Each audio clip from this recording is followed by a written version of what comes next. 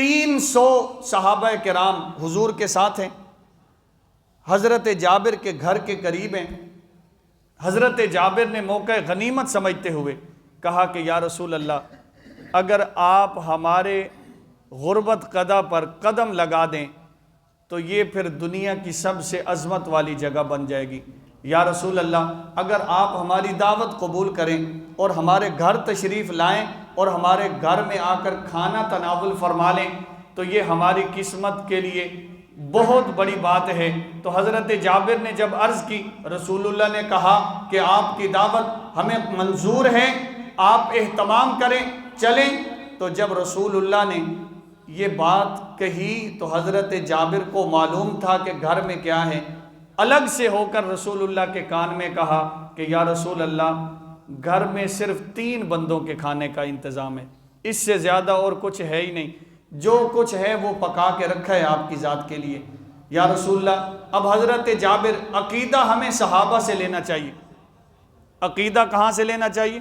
صحابہ سے، جنہوں نے ذات کو دیکھا ہے کہ جہاں سے دین ملا ہے، جنہوں نے عقیدہ وہاں سے سیکھا ہے جس ذات پہ عقیدہ اترا ہے، دین وہاں سے لینا ہے جنہوں نے اس ذات سے دین لیا ہے جس ذات پہ دین اترا ہے۔ اب حضرت جابر نے کہا کہ یا رسول اللہ، گھر میں کھانا کتنے بندوں کا ہے؟ 3 بندوں کا۔ آپ بھی ساتھ ساتھ بولیں گے، آج تھوڑی ایسا ایسا تقریر کر لیتے ہیں، ہر جمعے کو آپ سنتے ہیں کہ بڑا زور اور جناب تسلسل۔ تو حضرت جابر نے عرض کی، یا رسول اللہ، دعوت کرنا چاہتا ہوں۔ امام الانبیاء نے کہا کہ ٹھیک ہے، ہم آئیں گے۔ لیکن حضرت جابر نے دیکھا کہ ساتھ تو 300 بندے ہیں، 300 صحابہ کا لشکر ہے، تو گھر میں تو 3 بندوں کا کھانا ہے۔ الگ سے کہا کہ یا رسول اللہ، گھر میں صرف 3 افراد کے کھانے کا انتظام ہے۔ امام الانبیاء نے کہا، جابر تم جاؤ اور جو کچھ پکا ہے اس کے اوپر کپڑا ڈال دو، ہم جانے اور کھانا جانے ہم جانے اور کھانا جانے۔ اب حضرت جابر سے عقیدہ لیں، صحابہ سے دین لیں، صحابہ سے۔ حضرت جابر نے یہ نہیں کہا کہ یا رسول اللہ، میں آنکھوں سے دیکھ کے آیا ہوں کہ 3 بندوں کا کھانا ہے، یہ 300 کو کیسے پورا آ جائے گا، یہ 300 کو کیسے پورا آ جائے گا، ہم نے خود پکایا ہی اتنا ہے، ہمارے گھر میں تھا ہی اتنا، تو یا رسول اللہ آپ تو سب کو لے کے آ رہے ہیں، میں آنکھوں سے دیکھی ہوئی بات، میں اپنی تحقیق پیش کر رہا ہوں۔ لوگ کہتے ہیں نا کہ ہم اپنی تحقیق پیش کرتے ہیں اور تم جناب عشق کی باتیں کرتے ہو۔ حضرت جابر نے ہمیں وہاں پہ بتا دیا کہ جب بات رسول کی آ جائے تو پھر آنکھوں دیکھی تحقیق کا انکار کیا جا سکتا ہے، محمد کی بات کا انکار نہیں کیا جا سکتا۔ تو حضرت جابر نے یہ نہیں کہا کہ میں تو آنکھوں سے یہ سب کچھ دیکھ کے آیا ہوں، میری تحقیق یہ کہتی ہے۔ حضرت جابر نے کہا کہ یا رسول اللہ، میرا کام تھا آپ سے عرض کر دینا کہ گھر میں کھانا 3 بندوں کا ہے، آپ نے کہہ دیا ہے کہ کافی ہو جائے گا۔ یا رسول اللہ، اب جابر کو کوئی پرواہ نہیں، آپ 300 کو لے کے آئیں تب بھی کوئی پرواہ نہیں ہے، 3000 کو لے کے آئیں تب بھی کوئی پرواہ نہیں۔ تو اللہ نے حضور کے لعاب کو بھی کیا بنایا ہے؟ حضور کا معجزہ۔ حضرت جابر گھر میں گئے، گھر والی سے کہا کہ رسول اللہ تشریف لا رہے ہیں۔ اب ذرا ایک لمحے کے لیے تصور میں سوچیں کہ جب گھر میں یہ پیغام پہنچا ہوگا کہ رسول اللہ تشریف لا رہے ہیں، بتاؤ کہ اس گھر کی خوشی کا کیا عالم ہوگا۔ آج ہم رسول اللہ کے روضے پہ چلے جائیں تو یہ ہماری کی زندگی کے سب سے خوش قسمت کیا ہوتے ہیں، لمحات ہوتے ہیں، اور جنہیں رسول اللہ نے خود کہا ہو کہ جابر ہم تمہارے گھر میں آ رہے ہیں، ان کا کیا مقام ہوگا۔ اللہ ہمیں صحابہ کی قدر نصیب فرمائے۔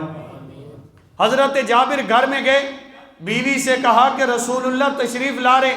حضرت جابر کی بیوی نے کہا کہ اللہ کی عزت کی قسم، دین کی وجہ سے بڑی تکلیفیں آئی ہیں، بڑے صدمات سے دوچار ہونا پڑے، بڑی مشکلات سے گزرنا پڑے، بڑی اذیتیں جھیلنا پڑی ہیں، لیکن آج سارے غم کافور ہو جائیں گے جب محمد کے قدم ہمارے صحن کے اندر لگ جائیں گے صلی اللہ علیہ وآلہ وسلم۔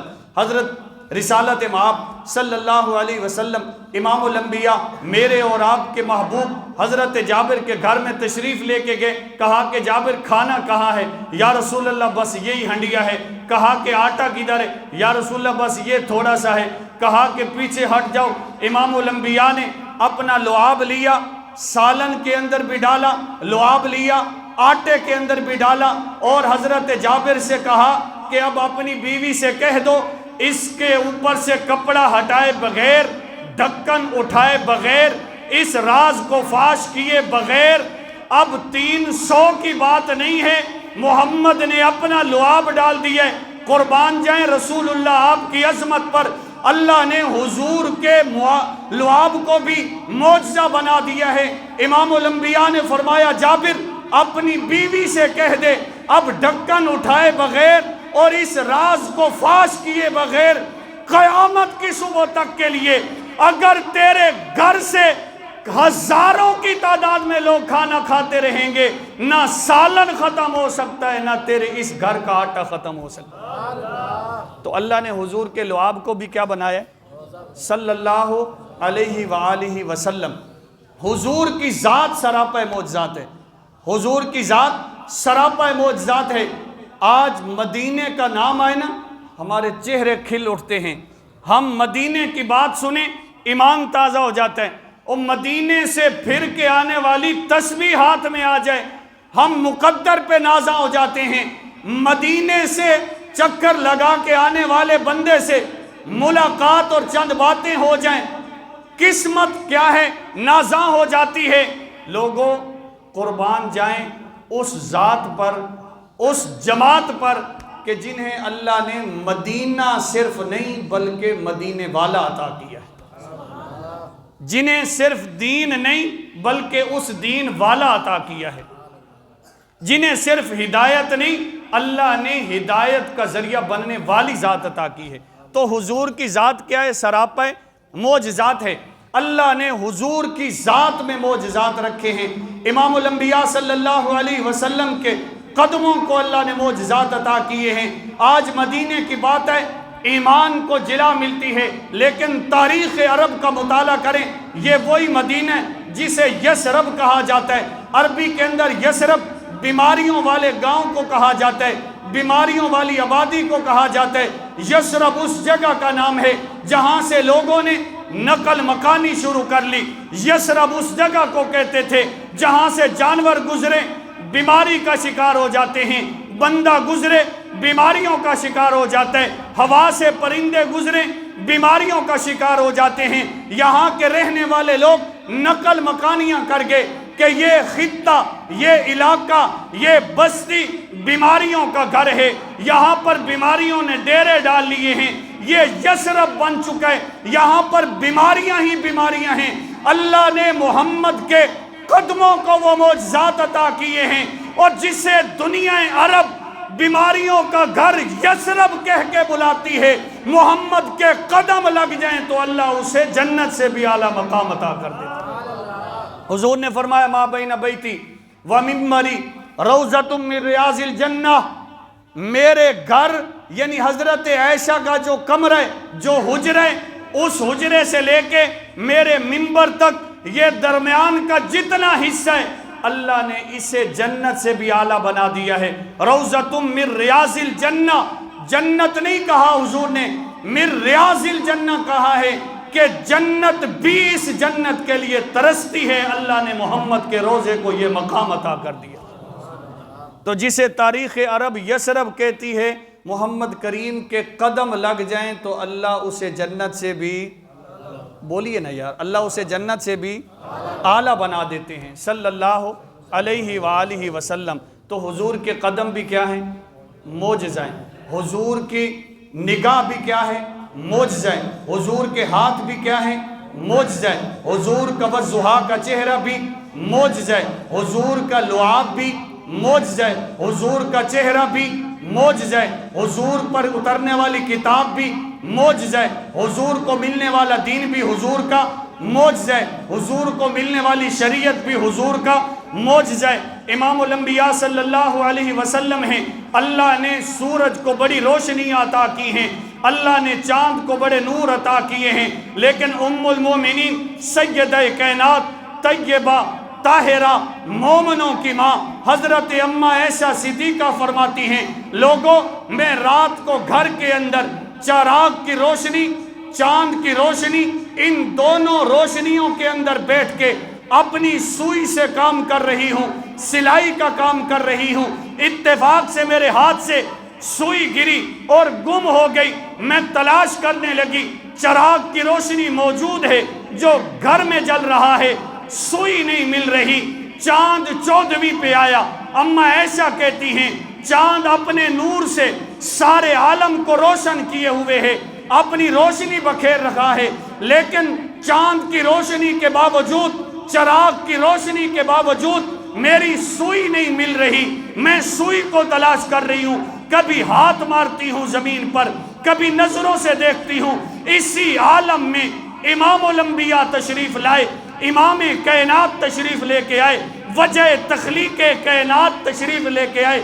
حضرت اماں عائشہ صدیقہ فرماتی ہیں چاند کی روشنی موجود ہے، چراغ کی روشنی موجود ہے، لیکن امام الانبیاء نے کہا عائشہ کیا بات ہے، حمیرہ کیا بات ہے، لعیقہ کیا بات ہے، صدیقہ کیا بات ہے، تلاش کس کو کرتی ہے؟ حضرت امی عائشہ صدیقہ کہتی ہیں میں نے عرض کی یا رسول اللہ، میں سلائی کر رہی تھی، چراغ اور چاند کی روشنی کے سہارے پر سوئی گر گئی، مل نہیں رہی، اندھیرے کی وجہ سے۔ امام الانبیاء صلی اللہ علیہ وسلم کے دانت بھی حضور نے معجزہ بنائے ہیں۔ حضرت اماں عائشہ کہتی ہیں کہ امام الانبیاء نے جب یہ واقعہ سنا، میں نے کہا کہ یا رسول اللہ، چاند کی روشنی تھی، گھر کے چراغ کی روشنی تھی، چاند اور چراغ کی روشنی کے سہارے پہ سوئی کا کام کر رہی تھی، سوئی گر گئی، چاند کی روشنی سے بھی مل نہیں رہی، چراغ کی روشنی سے مل نہیں رہی۔ جب یہ دونوں روشنیوں کا شکوہ سنا حضرت عائشہ کی زبان سے، والضحیٰ کے چہرے والے، یاسین کے دندان مبارک والے، حضرت اماں عائشہ کہتی ہیں حضور مسکرائے، آپ کے دندان مبارک ظاہر ہوئے، اللہ نے آپ کے دندان سے وہ نور ظاہر کیا کہ میرے گھر کے اندر گم ہونے والی سوئی بھی مل گئی ہے، اور محمد کے اس دندان کے نور سے اللہ نے نور چاند کو بھی روشنی عطا کر دی۔ حضرت اماں عائشہ فرماتی ہیں کہ حضور نے جب سنا نا کہ یا رسول اللہ میں چاند کی روشنی، چراغ کی روشنی کے سہارے سلائی کر رہی تھی، لیکن سوئی گم ہوئی، مل نہیں رہی، حضور مسکرائے، دندان مبارک جو ظاہر ہوئے، تو حضرت اماں عائشہ صدیقہ فرماتی ہیں حضور کے دانتوں سے وہ نور ظاہر ہوا کہ میری سوئی بھی مل گئی، اور اللہ نے عائشہ کے حجرے کو بھی محمد کے نور سے روشن کر دیا۔ حضور کے دندان مبارک بھی کیا ہیں؟ معجزہ ہیں۔ اللہ نے امام الانبیاء کی ذات کو سراپا معجزات بنایا ہے۔ میں نے مختصر انداز میں حضور کے چند معجزات، علماء کرام نے خصائص النبی کے ساتھ، دلائل النبوت کے ساتھ، شواہد النبوت کے ساتھ، معجزات نبوت کے ساتھ بے شمار اور ہزارہا معجزات امام الانبیاء صلی اللہ علیہ وسلم کے اکٹھے کر دیے۔ قربان جائیں، امام الانبیاء صلی اللہ علیہ وسلم کی زبان بھی معجزہ، آپ کی نظر بھی معجزہ، آپ کا چہرہ بھی معجزہ، آپ کی زلف بھی معجزہ۔ چہرے کو اللہ قرآن کی صورت میں معجزہ بنا کے بیان کرتے، زلفوں کو اللہ قرآن کی صورت میں معجزہ بنا کے بیان کرتے۔ اٹھاؤ دنیا کے مفسرین کو، اٹھاؤ امام رازی کو، اٹھاؤ امام قرطبی کو، اٹھاؤ دنیا کے بڑے بڑے مفسرین کو۔ مفسرین یہ کہتے ہیں کہ امام الانبیاء صلی اللہ علیہ وسلم کے چہرے کی بات آئی تو اللہ تبارک و تعالیٰ نے کہا والضحیٰ، میرے حبیب یہ چاشت کے وقت نکل کر روشنی بخیرنے والے سورج کو جو ہم نے آپ کے چہرے سے روشنی عطا کی ہیں، اس چہرے محمد کی وجہ سے چمکنے والے چاشت کے سورج کی قسم۔ والضحیٰ، علماء تفسیر فرماتے ہیں کہ اللہ نے حضور کے چہرے کی قسم اٹھائی اور یوں کر کے اٹھائی کہ آپ کے چہرے سے جس سورج کو ہم نے یہ روشنی عطا کی ہے، محمد اس چاشت کے وقت روشن ہونے والے اس سورج کی روشنی کی قسم۔ واللیل اذا سجا، رات کے اندھیرے کو دیکھ کر اللہ تبارک و تعالی نے حضور کی زلفوں کو بیان کیا۔ یہ میرے صرف جذبات نہیں، دنیا کے بڑے بڑے مفسرین نے لکھا ہے کہ واللیل اللہ نے کہا واو کے ساتھ واو قسمیہ لا کے کہا واللیل، اے حبیب آپ کی واللیل کی، آپ کی ان سیاہ زلفوں کی قسم ہے کہ جن کی برکت سے اللہ نے رات کو تاریکیاں عطا کی ہیں۔ تو حضور کی زلفیں بھی، حضور کا چہرہ بھی، حضور کے ہاتھ بھی، حضور کا لعاب بھی، حضور کی زبان بھی، حضور کی نظر بھی، حضور کے قدم بھی معجزہ۔ یہودی آیا، کہا کہ یا رسول اللہ آپ نے نبوت کا اعلان کیا ہے، میں آپ کے اوپر ایمان لاؤں گا، لیکن میری شرط ہے۔ شرط کیا ہے؟ کہ فلاں مدینے کے قریب ایک کنواں ہے میرا، میری روزی کا دار و مدار اسی پہ ہے، میرے گھر کا انحصار اسی پہ ہے۔ میرا کنواں کیا ہے؟ وہ کھاری ہو گیا، پانی نمکین ہو گیا، اس کھاری کنویں کو آپ میٹھا کر دیں، میں آپ پہ ایمان لے آؤں گا۔ اس کھاری پانی کی وجہ سے ہماری زراعت متاثر ہے، ہمارے جانور متاثر ہیں، ہماری پیاس متاثر ہے، ہم جی بھر کے پی نہیں سکتے، جانوروں کو پلا نہیں سکتے، ہم کھیتی باڑی کو شراب کرتے ہیں، فصل مرجھا جاتی ہے، پانی میں کیا ہے؟ کھاری پن آ گئے، پانی نمکین ہو گئے۔ امام الانبیاء صلی اللہ علیہ وسلم نے فرمایا تیری یہ شرط منظور ہے۔ امام الانبیاء اس کھاری کنویں پہ تشریف لے گئے، یہودی کھڑے، کہا کہ یا رسول اللہ دعا کریں گے میٹھا ہو جائے گا۔ کہا کہ دیکھیے تو صحیح یا رسول اللہ اس پانی پہ کیا کوئی سورت پڑھیں گے میٹھا ہو جائے گا؟ کہا دیکھیے تو صحیح اس پانی میں غسل فرمائیں گے میٹھا ہو جائے گا؟ کہا دیکھیے تو صحیح۔ امام الانبیاء نے کہا اے یہودی تیرا کنواں یہ ہے، پانی چیک کر لو۔ یہ روایت کے اندر بات آئی ہے، کوئی سنی سنائی بات نہیں، حضرات محدثین نے اس کو نقل کیا ہے، حضور کے معجزات میں نقل کیا ہے۔ حضرات علماء کرام نے حضور کا بڑا معجزہ قرار دیا ہے کہ امام الانبیاء کنویں کے کنارے پہ کھڑے ہوئے، یہودی سے کہا کہ اب تیرا کنواں تو میٹھا ہو جائے گا، تو اپنی شرط پوری کرے گا؟ کہا کہ یا رسول اللہ کنواں میٹھا ہو جائے ایمان لے کے آؤں گا۔ امام الانبیاء نے اپنا لعاب دہن کنویں کے ایک کنارے پہ ڈالا، کہا کہ دیکھ لو کنواں میٹھا ہو گیا۔ یہودی نے اس جگہ سے پانی لیا، چیک کیا، پانی میٹھاس میں بدل چکا ہے، حیران ہوا، کہا کہ یا رسول اللہ اس طرف سے بھی چیک کرنا ہے۔ کہا کہ ادھر سے چیک کرو۔ ایک طرف گیا پانی میٹھا ہو گئے، دوسری طرف گیا پانی میٹھا ہو گئے، تیسری طرف گیا پانی میٹھا ہو گیا، مڑ کے چوتھی جگہ پہ آیا پانی میٹھا ہو گیا۔ کنویں کے چاروں اطراف سے پانی کو چیک کرنے کے بعد محمد کے قدموں پہ بیٹھا، کہا کہ یا رسول اللہ مجھے کلمہ بھی پڑھا دیجئے اور یہ راز بھی بتا دیجئے کہ آپ نے لعاب اس کنارے پہ ڈالے، مٹھاس ادھر کیسے پہنچی؟ آپ نے لعاب اس کنارے پہ ڈالے، مٹھاس ادھر کیسے پہنچی؟ آپ نے لعاب اس کنارے پہ ڈالے، مٹھاس ادھر کیسے پہنچی؟ کلمہ پڑھانے کے بعد میرے اور آپ کے آقا نے کہا تو کنویں کے کناروں کی بات کرتا ہے، ہم نے لعاب ڈال کے سارے مدینے کی دھرتی کو میٹھا کر دیا ہے۔ تو میرے نبی کا لعاب بھی کیا ہے؟ اللہ ہمیں حضور سے سچی محبت نصیب فرمائے، حضور کی کامل اتباع نصیب فرمائے۔ اگلے جمعے سے انشاءاللہ جو حضور کا بہت بڑا معجزہ ہے معراج، انشاءاللہ 2 جمعوں میں 2 حصوں کے اندر مکہ سے لے کے بیت المقدس تک اور بیت المقدس سے لے کے عرش اولا تک، ان 2 حصوں میں بیان کریں گے۔ میری آپ سے گزارش ہوگی کہ وقت پہ تشریف لائیں گے۔ اللہ کریم عمل کی توفیق عطا فرمائے۔